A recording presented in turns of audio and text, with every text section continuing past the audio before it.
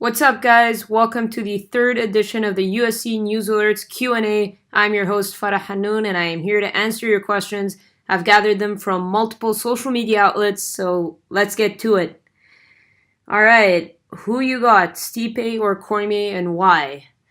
It's an interesting matchup. I think, obviously Cormier has fought a heavyweight before, so he's kind of always undersized. He's undersized sometimes at light heavyweight as well. But with his wrestling background, with Stipe's wrestling background, I'm very interested to see what the game plan for each guy is going to be. Both are strong wrestlers. I don't know if any of them will be able to take the other one down and keep him down. And if it plays out on the feet, then the matchup becomes very interesting. So I think it all depends on each fighter's game plan, what they're going to come out with. DC is very good striking in the clinch. He finds a lot of success there. Obviously, Stipe is a very talented boxer as well. So I'm very intrigued to see the game plan of each fighter and if any of them, DC or Stipe, try to incorporate some wrestling into their game plan. Background-wise, obviously Cormier's got a better wrestling background. Is he going to be able to take Stipe down? I don't know. I don't see any of them tiring. They both got great cardio. They can both push the pace. We've seen both of them take damage and do well. Stipe last fought Ngannou, and he had to escape his big bombs in the beginning, and obviously his cardio ultimately and his wrestling got him the win. He avoided the big bombs and was able to take Francis down. Francis was tired, and he was able to beat him up there. But with DC, of course, DC's got great cardio. I don't think Stipe is really going to be able to take DC down and hold him down. Would that even be his game plan? I don't think so. So I really believe, it's a very interesting matchup. Stipe is the bigger guy. He's a taller guy. But I really am intrigued to see what the game plan is going to be for each fighter. I do think it's going to be 5 rounds of stand-up. And it's going to be very, very interesting for sure. All right, next question. What's more realistic? Woodley is still champ in a year, or Holloway still champ in 2? So let's get that again. Woodley is still champ in 1 year, or Holloway still champ in 2 years?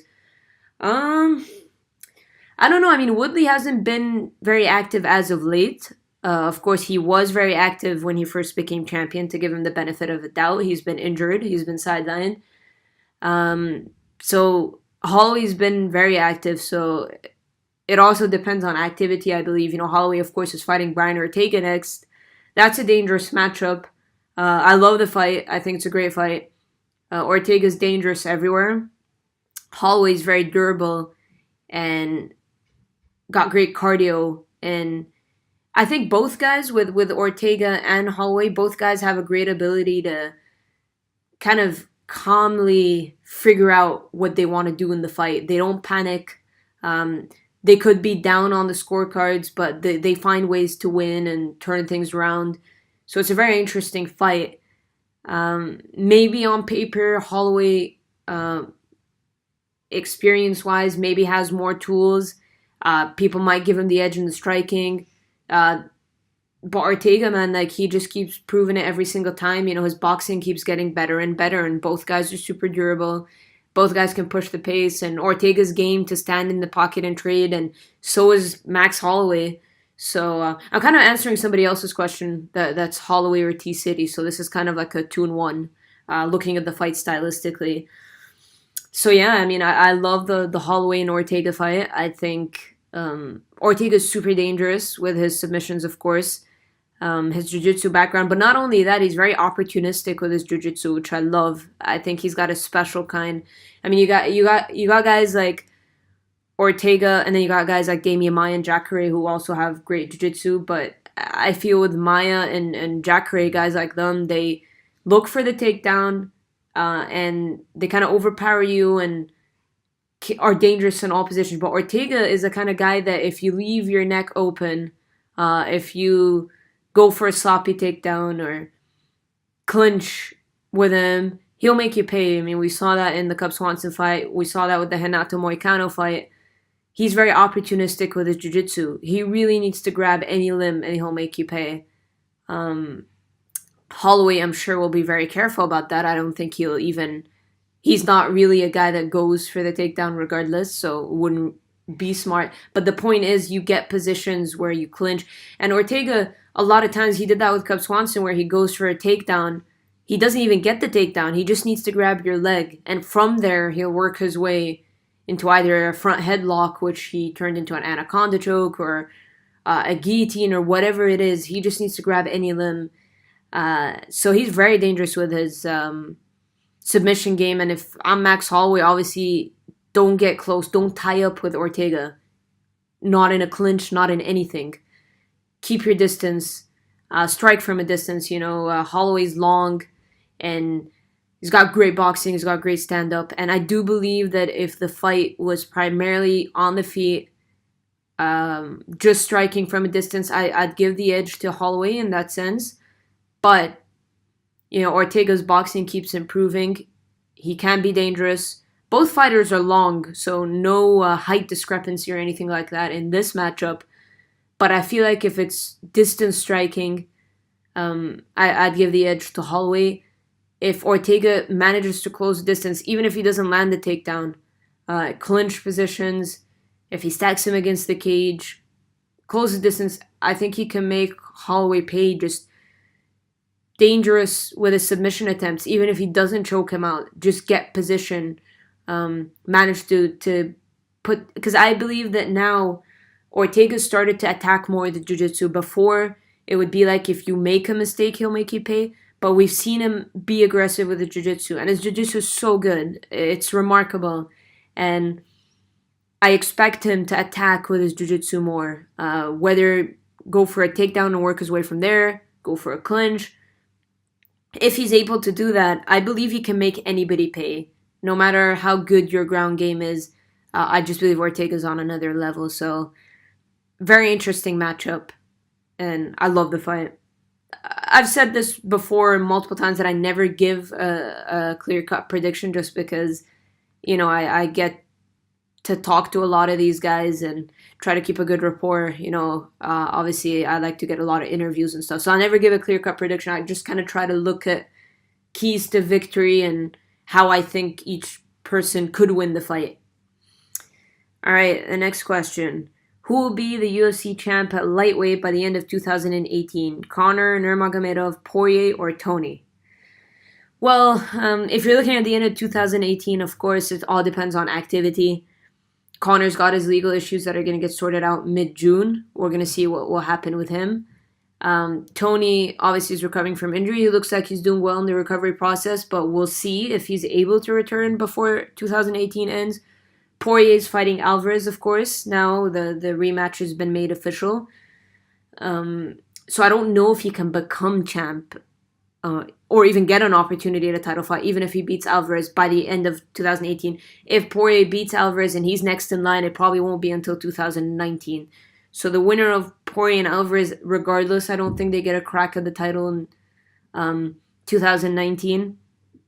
Tony Ferguson, it'll depend if he recovers. The way I believe the lightweight division is going to play out is solely based on what happens with Conor McGregor. He is hands down the number one choice for obvious reasons. I mean, he got stripped. He never lost his belt. He never defended it as well, I know. But with Khabib Nurmagomedov as champion now, that is the fight to make. That is the fight the fans want to see. It's the fight Khabib wants. It's the fight Conor wants. It's the fight UFC wants. Everybody wants that fight for multiple reasons. Because, Conor never really lost the title. So, and then you have Khabib, who's kind of beaten everybody they put in his way. Conor is the biggest draw, and I believe that Khabib is the best possible opponent in terms of numbers. It was Nate Diaz. I believe they'll break the pay-per-view record even more now with Khabib. Obviously, he has the whole of Russia behind him. It's such a intriguing stylistic matchup. Conor being so dominant and accurate and precise and powerful with his striking, and Khabib with his ground game. So regardless if you don't like Conor McGregor or if you don't believe Khabib is the real champion because he beat Iaquinta to get it, regardless of all that, matchup-wise, it's super intriguing. And you can't not, as an MMA fan, you cannot want to watch that fight. There are other guys like you have guys like Poirier who's really been, clocking in the hours and in the octagon. He's been fighting and he's been active. But I think the rematch with Eddie Alvarez makes perfect sense. Not only because of the way the first fight went, but just where they are in their career. They both are coming off of a win over Justin Gaethje, and I think for Poirier, he beats Alvarez, he positions himself well. And if I'm Dustin Poirier, because if Poirier beats Alvarez and Khabib and Conor fight, when Tony recovers, he could very well be the next one because he was interim champion, and again, he was stripped because he got injured, which was unfortunate for him. So I believe that those three will always, Conor and Tony will always get the title fights first. But in this game, it's all about timing. Who's healthy? Who's ready? It all depends. Will Tony be healthy by the end of 2018? Will Conor McGregor not have any legal issues and be eligible to fight in 2018? Ramadan is happening now. Khabib won't fight until probably end of year, November, December, whatever. By the time Ramadan finishes and by the time he gets a training camp in and has the time to cut weight and get ready. So if I'm Dustin Poirier and I beat Eddie Alvarez, he could get the call. Because if Conor McGregor's legal issues are not sorted and Tony Ferguson's not healthy, I'm sure Khabib wants to fight. So Poirier could be the guy. And if Alvarez beats Poirier, Alvarez could be the guy. But I just believe that Conor is number one priority. Number two, Tony Ferguson. Despite the fact that Dana said they're not ever going to book that rematch. Or not a rematch, I mean, it never happened. They're never going to book that fight for the sixth time or whatever. I do believe that is the direction they'd go after Conor. But again, Conor's future and Tony Ferguson's future regards to 2018 is unknown. I do believe Conor's legal issues will be sorted. I do believe. I don't think he'll get that severe of a punishment or anything like that. I mean, we don't know, but I just don't think so. And yeah, I mean, that's a fight to make. Conor and Khabib, 100% is a fight to make. But I like the Alvarez-Poirier matchup. It makes sense. If you're Alvarez and if you're Poirier, you're not going to sit and wait around knowing that you're not the number one option, you're not the number two option even. But then you've got Kevin Lee. Honest God, like, it really depends on who's ready and when. If you're healthy and you're ready, that's what the UFC are looking for. Alvarez and Poirier, when they fight, you never know. They may not come out of that fight healthy. You know, there are a lot of times where fighters are dealing with injuries that we don't know about. And they may not be 100% healthy. So all you could do at this point is be active and be ready. And you never know how it will pan out. So it really could be any of those guys. It could even be Kevin Lee. Don't even be shocked about that. Whoever's ready. Khabib made it clear of when he wants to fight. If it's Conor, Dana wants it to be in Vegas. If it's not Conor, it could very well be New York in November. That MSG pay-per-view card that I think they'll be doing every November. So it really could be anybody at this point. I think it just will come down to if it doesn't work out, if it's not Conor, if Tony's not healthy, they could start looking at guys like Poirier or Alvarez, the winner of that, or Kevin Lee. So we'll see. All right, the next question. All right, I apologize because I was late with this, but if Raquel beat Amanda, will Amanda fight Cyborg? Or Megan gets it even if she... All right, so obviously Amanda beat Raquel, and they talked to her about the super fight again with Chris Cyborg, and I don't know. I won't speak for her and say she didn't sound too keen, but clearly there's more to it. I don't know if that super fight happens. It should happen. But now they started, Amanda Nunes said she wants to take some time off. They started talking about Ketlin Vieira, who's actually booked to fight Kat Zingano. So obviously she'd have to beat Kat Zingano before they talk about her. And Megan Anderson's fighting Holly. If Megan beats Holly, 100% they give her Cyborg. I don't think Cyborg's going to wait around for a super fight, because the problem with the super fight is it never just happens. There's such a massive negotiation process and both parties want to be happy. The fighter in the lower weight class always wants to be compensated. They want a big payday. If they're going to take the risk and fight somebody at a weight class above, they want to get paid. And they want to get pay-per-view points. And you're going to have to... And then the other side, once they realize that... So if I'm talking about TJ, right? So DJ obviously wanted a big payday. And if they did listen to him and give him the big payday and sort out everything, TJ then is going to be like, all right, if you're going to pay DJ that, how about me? And then you've got to make both parties happy with the deal. And it always takes time. And, TJ didn't even end up happening. They kept talking about it, and now TJ's fighting Cody in the rematch. So Cyborg, I believe if Megan beats Holly, then 100% they go with Megan and Cyborg, because that fight was supposed to happen anyway. If Holly beats Megan, then I believe Cyborg is going to still fight for that super fight with Amanda. So I believe it depends on who wins the Holly-Megan fight. And then again, if Ketlin Vieira beats, Kat Zingano, and then Megan beats Holly, then you've got the two next fights right there. They'll go with Amanda Nunes and Ketlin Vieira.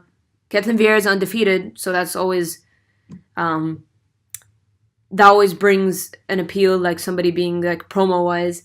If she beats Kat Zingano, then they'll give her next for Amanda.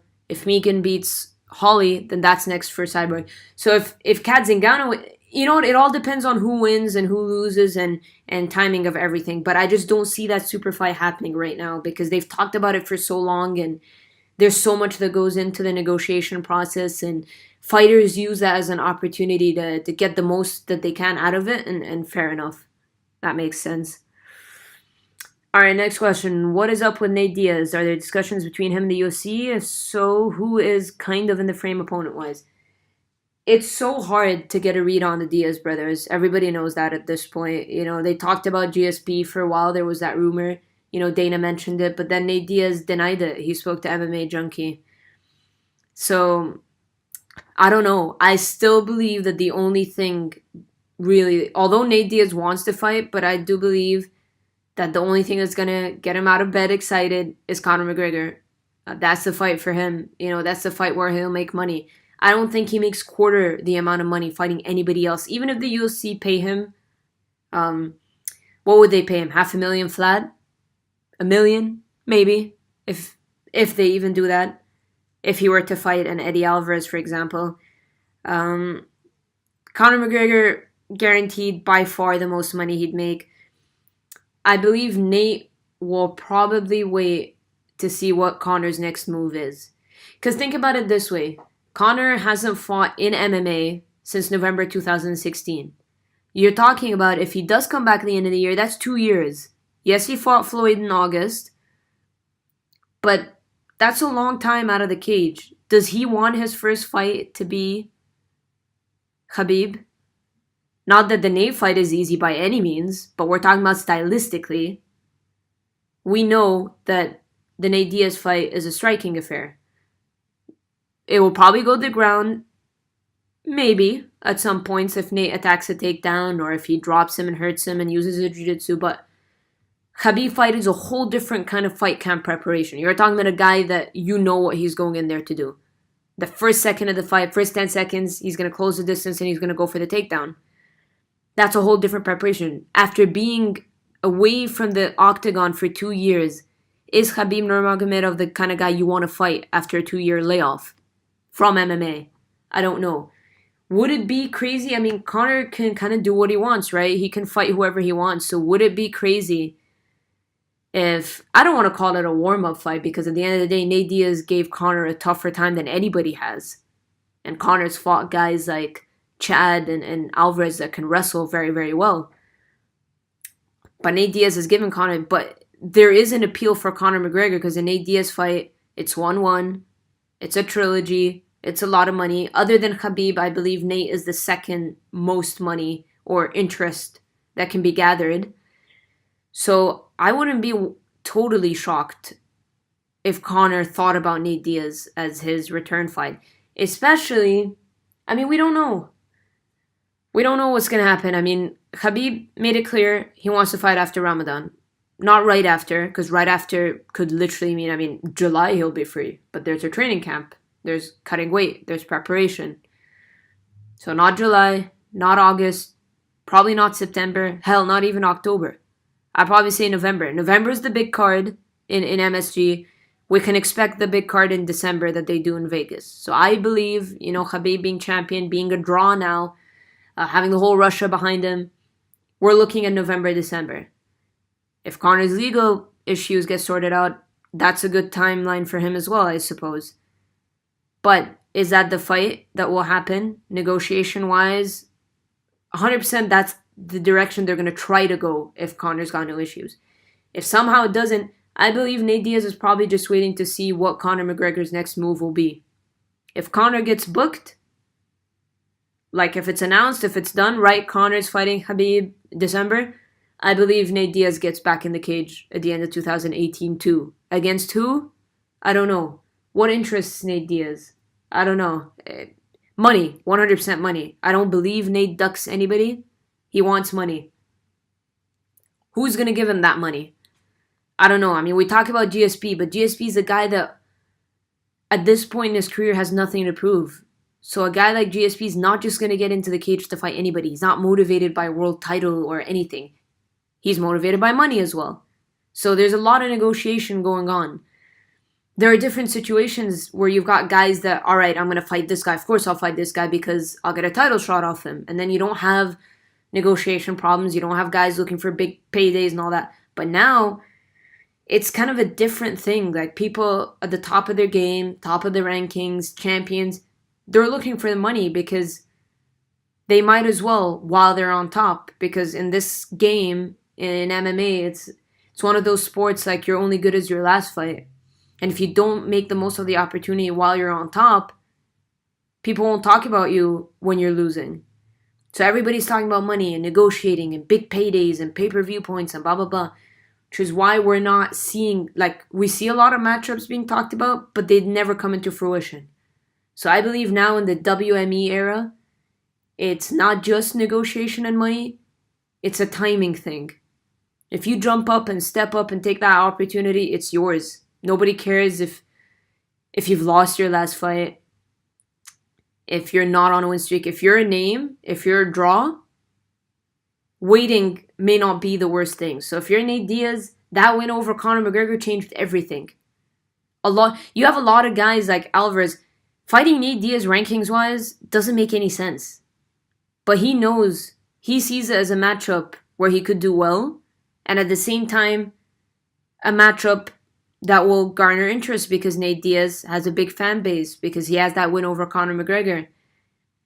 So sometimes it's not about you're only as good as your last fight. That it depends on if you're a draw or not, if people are interested to watch you fight. Nate Diaz can sit out for a while, but when he comes back, even if people say, we're fed up of Nate Diaz and blah, blah, blah, they'll watch him fight. So I think with Nate, it depends on what Conor McGregor's next move is.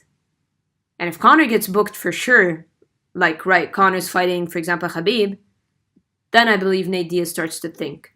But as for now, if they're not going to give him that big payday, he doesn't care about fighting. He's already sat out for a while. He's getting anxious for sure. You don't want to sit out for too long. But let's just see what happens with Conor McGregor. I feel like a lot of people are waiting. What happens with Conor McGregor is affecting everybody because they either want to fight him or they want to fight who he wants to fight. They want to fight Khabib. So if Conor's out of the way, guys like Kevin Lee and Dustin Poirier are going to be like, right, I want Khabib. If Conor's there and he gets Khabib, you start thinking about maybe Tony Ferguson or any of the other guys. All right. Paulo Costa is the real deal. Uriah Hall is in big trouble. Well, I like the matchup. It makes sense for Paulo Costa. Uriah is a very talented striker. We've seen him face adversity against Jotko. Uriah is one of those guys that has to mentally switch on in a fight, and he'll be super dangerous. So we can imagine that Paulo Costa is going to come out really strong and try to put it on Uriah, quick. And I'm sure Uriah and his coaches are expecting that. Like, he comes in, big, powerful punches, looking to get the job done quick. If he can avoid that rush, him bum rushing him in the beginning, and start to try to pick him apart, because he's a very technical striker, he could do well. But it's just about not letting Paulo Costa come out strong and then swing and wildly and all that. So it's an interesting matchup. I feel like it's a matchup that both guys can do well. But the first 2 minutes will tell a lot in the fight, I believe. But I like the fight. Let's look at the next question. What's up with Conor McGregor? UFC doing nothing for what Conor did. Mid-June, we'll find out. I don't think the UFC should do anything until they find out legally what's going to happen with him. Because what's the point, right? You got to find out what legal action is going to be taken. I don't think the UFC are going to do anything, in my opinion. I feel that they'll believe whatever the punishment the legal action gives them is enough. But we'll see. Because this isn't a USADA issue. That's the thing. It's a different thing. Right. Who do you think is the most underrated and overrated fighter in the UFC? Who is the most underrated? I should have looked at that question before I started recording. It's a good question. Let's look at it by division. Bantamweight. I'd say bantamweight Jimmy Rivera is very underrated. If you look at bantamweight, I should have started with flyweight. But bantamweight Jimmy Rivera is very underrated. I like that he's getting that main event fight against Marlon Moraes. I think maybe he should have gotten a title shot, but he didn't. But I like that it's 5 rounds against Marlon Moraes. I like that. So that's, if he beats Moraes, I don't think you can deny him anymore. But I do believe Jimmy Rivera is one of the more underrated fighters. Flyweight. I mean, DJ's beaten everybody, right? DJ himself is underrated. He never gets the respect he deserves. If we look at featherweight, I mean, I can't call Zabit underrated because everybody's talking about him now. So I wouldn't say he's underrated. He's getting a lot of credit. Deservingly so. He's looked great. If you look at the top, you can't say Brian Ortega is underrated anymore. I mean, he's fighting for a title. Look down. I think Renato Moicano is very underrated. He lost to Brian Ortega, but I think he's a very talented guy. And I wouldn't be surprised. It seems like the Cub Swanson fight's going to happen. I mean, TJ Dillashaw, when he was talking to BJPenn.com, said he'll be sharing the card with Cub. I mean, there was a list of fights that was, I don't know if it was leaked or Lance Pugmire of the LA Times, like, he talked about it. And I reached out to a lot of the fighters that were on that list, and they denied it. They didn't deny it. They either didn't know about it, or so they're probably in the works. And I'll tell you about those fights right now, just so you guys know what I'm talking about. This is in regards to UFC 227. So you've got Benito Lopez and Ricky Simon, Pedro Munoz, Alejandro Perez, Moicano versus Swanson. Beneil Dariush is supposed to be on that card. Then they talked about GSP Diaz, which Diaz turned down. And then you've got Gustafsson Rockhold. So what I believe these fights are the fights that the UFC want to put together. So some of these fighters I don't think have been approached with a contract yet. And doesn't mean they won't happen. Because obviously if they come to them with a contract, if they like the fights, they'll sign the contract and they'll happen. So these are the fights again. Let's go through them. Benito Lopez versus Ricky Simon. Pedro Munoz and Alejandro Perez at bantamweight. Renato Moicano versus Cub Swanson. And then they said Beneil Dariush didn't mention against who. But, yeah, so those fights could very well come into fruition. And I like the Renato Moicano Cub Swanson fight. I think it's a tough fight for Cub, especially if he wants to bounce back. But Cub's got a name. He's fought everybody. He's always a tough fight. And I don't think he looked great against Frankie Edgar. I think he did a good job of stuffing the takedowns, but I think he was way too worried about the takedowns, and he wasn't able to perform well.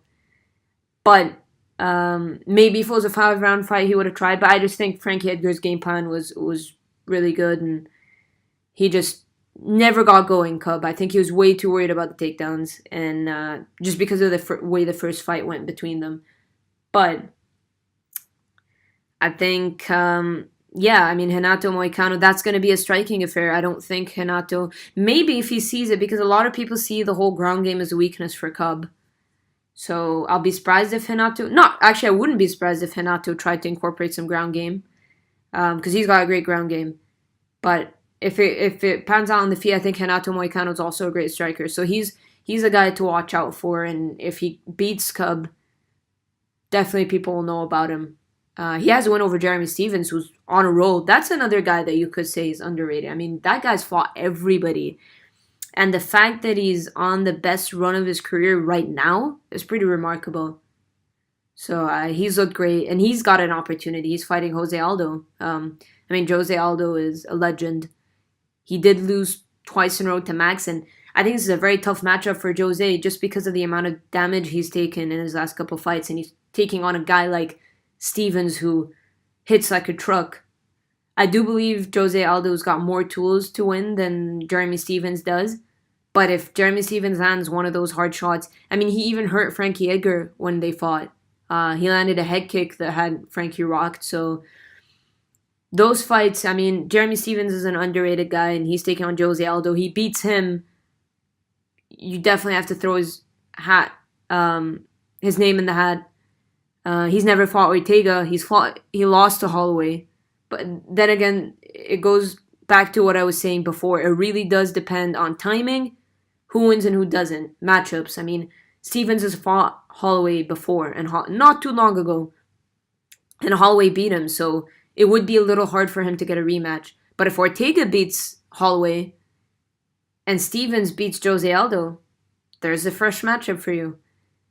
And then you've got Renato Moicano, who's fought Ortega. He lost to Ortega. But if Holloway beats Ortega and Renato beats Cub, maybe not a title shot right away, but gets him closer. Then you got another interesting matchup at featherweight. You got Ricardo Lamas and Mirsad Bektic. Mirsad Bektic is a very underrated guy. I think we haven't spoken much about him because he lost to Darren Elkins. That was like an incredible comeback by Darren Elkins. It was a fight that Mirsad was dominating. And then he had a long layoff. He moved to TriStar. I'm not sure if he was dealing with any injuries. I'm not sure that's the reason why he's been taking time off or whatever the reason may be, but he took some time off and he moved to TriStar, which is interesting because American Top Team is a very strong camp. So I'm not quite sure what the reason was. He doesn't do a lot of media as well. I'd love to interview Mirsad Bektic, but I've tried reaching out to him and haven't been able to, but he doesn't do a lot of media. But he's a very bright young prospect. I think one of the reasons he may be underrated and people may not be talking about him is because he doesn't do much media, so you don't hear much about him. But, you know, he's coming off of a win over Godofredo Pepe. He returned.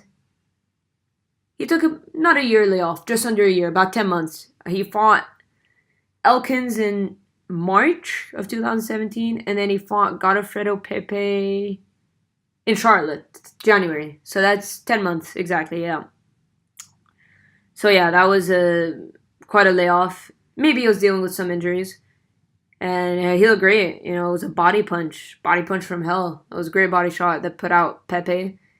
And now he's fighting Lamas. It's a phenomenal opportunity. Lamas obviously lost to Josh Emmett. He got caught with a thunderous right hand, but he's still a tough outing for anybody, I believe. And he took solid time off as well, so he's not coming back too soon. And if Mirsad beats Lamas, that's another fresh face. So I love the featherweight division right now. So many bright young guys, and Ortega was one of those bright young guys, and he rose to the occasion after 4 straight third-round finishes in fights that he was down in. Definitely down against Clay Guida. Very close fight with Moicano, but I had Moicano winning. And then kind of chokes him out, guillotine, a couple of minutes left in the third. And then he gets his toughest outing in Cub, wins in the second round. That was a 5-round fight. And then knocks out Frankie Edgar. Remarkable. The tougher the competition, the more he rises to the occasion. Big fan of Brian Ortega. And he was one of those young stars that capitalize on every opportunity. So featherweight division is very exciting, and a lot of young guys with big opportunities, like Mirsad. Zabit's one of those guys that people believe will get there. He's still definitely not there, but could very well be. People are very high on him. And then Renato Moicano is one of those exciting guys. Jeremy Stevens is a veteran, of course, but he beats Jose Aldo. He's a fresh face in terms of title contention. He's never had that opportunity in his career. So yeah. All right. I'm going to stop it here. I answered a few questions and kind of extended on certain topics that I believe people may want to hear about. Thank you for those who submitted questions. I'll do this again soon, next week or so. Thank you very much for listening, and see you guys next time.